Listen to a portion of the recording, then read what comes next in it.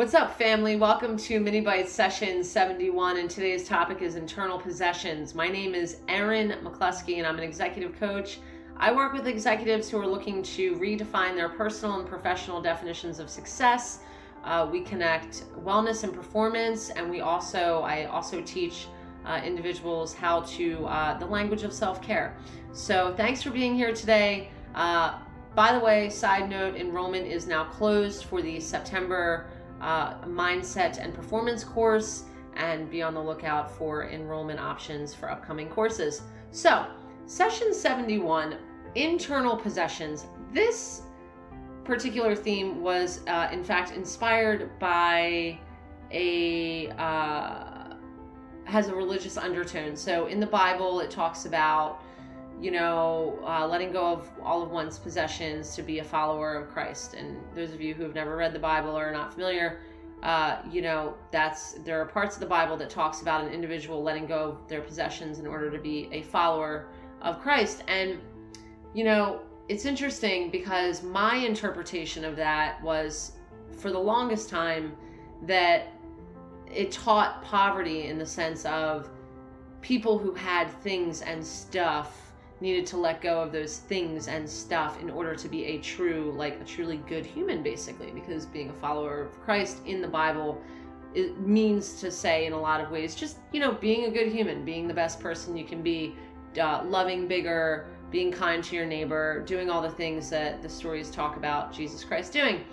And it turns out that the Bible is, when it tells the story, and it's not to be taken literally, it doesn't mean getting rid of the things and stuff. And I believe this is a misperception that a lot of people have when it comes to what it takes to be a good human.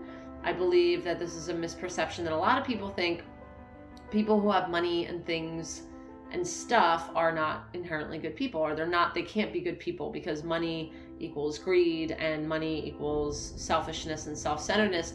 And that is in fact not the case. And, as it relates to the Bible reading or the teachings in the Bible, it is also not the case. In fact, the original disciples of Jesus were very poor. They were very poor Jewish people that had very few things. And so a lot of these teachings were meant for the individuals of that time. And so literally they had nothing to let go of. So what is it that was being talked about as far as internal, or as far as possessions? And I gave it away.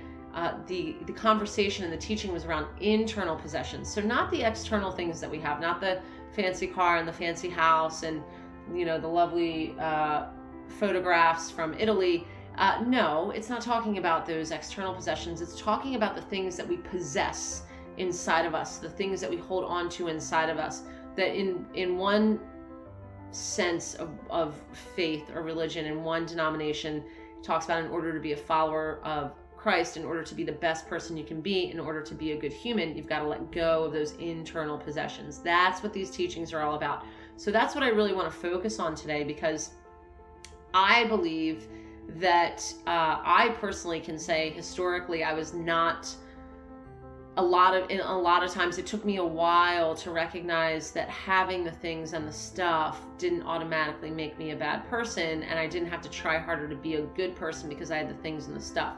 What I will say is having the things and the stuff distracted me from recognizing what I was hanging on to or possessing internally, which really doesn't surprise me in the slightest, because that is the intention of the forces of evil that are out to separate us from self. And I've talked about this before. We are at war between good and evil. That is something that I am not the first person to say that. And so the forces that distract us want us to focus on the external things and stuff.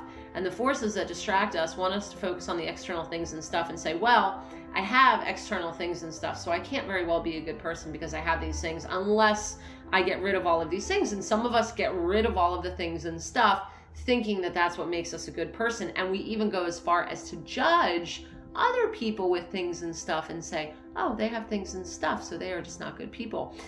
The flip side is individuals who believe that things and stuff make us bad people, so they do not acquire things and stuff in the first place.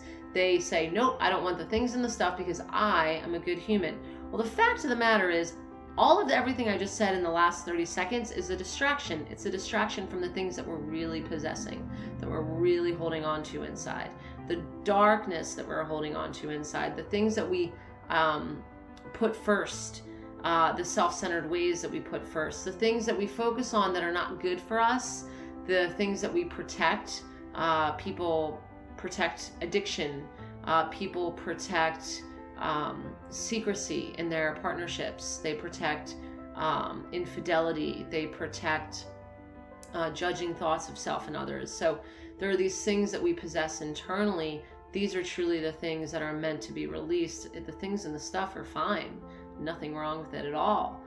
It's the internal possessions that are important for us to pay attention to and allow to fall away as we are ready to allow these things to fall away, because we can't rush that either. And as we continue to allow these things fall away, it's not that we become better people per se, but it allows us to more fully show up as the best version of self.